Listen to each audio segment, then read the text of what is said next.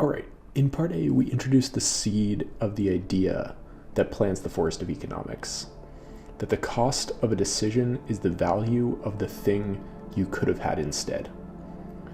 This idea is embedded within the model of what's possible, the production possibility frontier. And we said the slope of the PPF captures the trade-off as you give up some carrots for some spinach. We found that one farmer will always have a lower opportunity cost in one good, and the other farmer with the other good.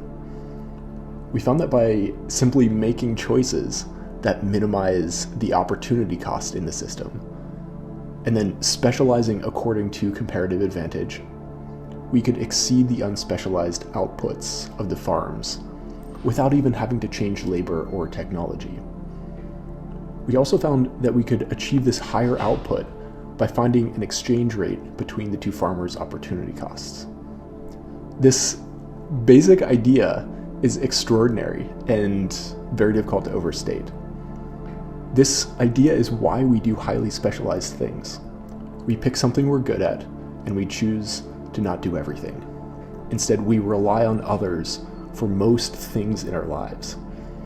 This is the core reason we live in cities and not cabins in the woods.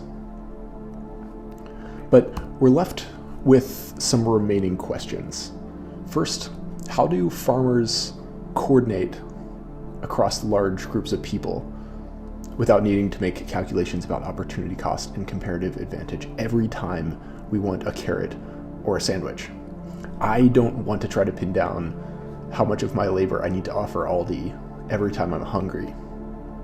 Also, Aldi doesn't even necessarily want my labor. They already have people to stock the shelves. So what do we do in that case?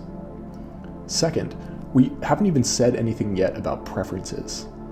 The production possibility frontier tells us what's possible, but how do we pick between the many possible points on the production possibility frontier?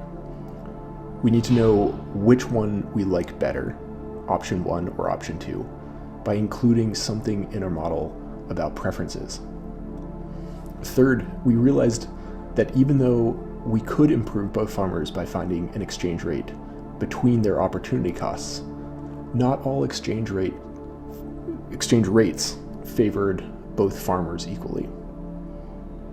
Some of the exchange rates were better for one farmer and some were better for the other. So we need some measure of who's benefiting. That's what we're going to do in part B. And we're going to start doing this using prices as a coordination device.